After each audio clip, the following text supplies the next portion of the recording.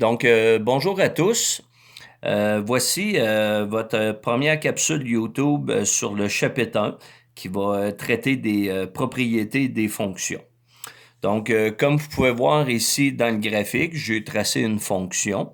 Puis notre mission, c'est de ressortir chacune des propriétés. Donc à ce moment-là, si on regarde la première qui est le domaine, donc à ce moment-là, la lecture se fait sur l'axe des X.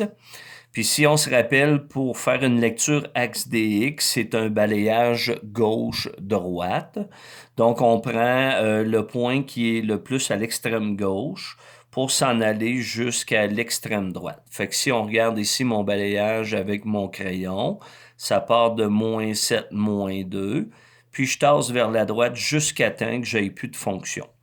Donc, à ce moment-là, si on prend la première valeur la plus à gauche qui est -7, c'est représenté par un point ouvert. Donc, à ce moment-là, dans mon intervalle, -7 va être exclu.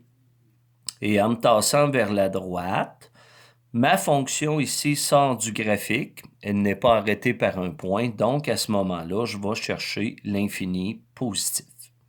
Pour ce qui est de l'image, mon balayage se fait vertical, c'est-à-dire du bas vers le haut, parce qu'on travaille en Y. Fait que le point le plus bas qu'atteint ma fonction, si on part du bas vers le haut, c'est moins l'infini qui va être exclu. Puis à ce moment-là, quand j'arrête au point le plus élevé, on arrête ici à une hauteur de 4 parce qu'on a un plateau. Donc, par la suite, on y va avec AO, qui est l'abscisse à l'origine. Donc, c'est à l'endroit où ma fonction coupe l'axe dx.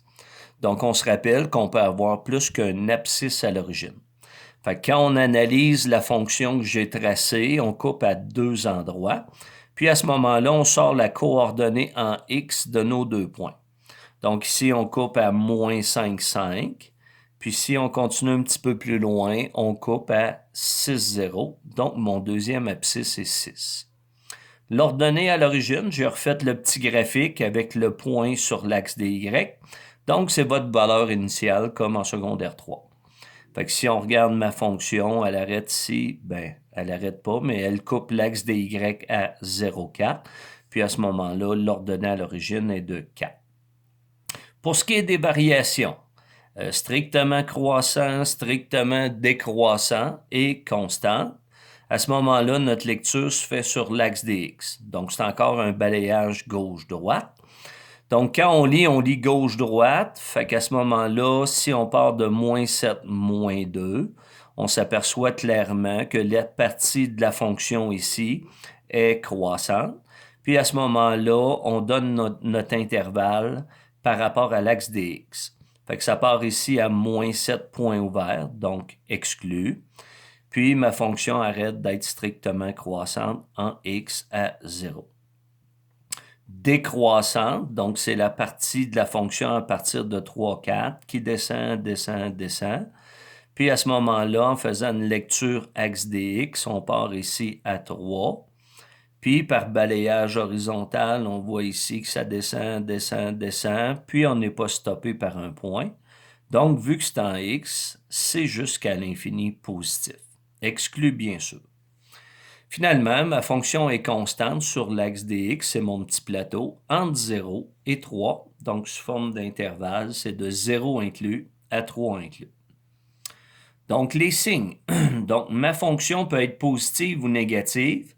Puis, ce qu'on avait donné comme point de repère durant l'année, la partie positive de la fonction, c'est la partie au-dessus de l'axe dx. Donc, ce que j'ai encerclé ici, c'est au-dessus.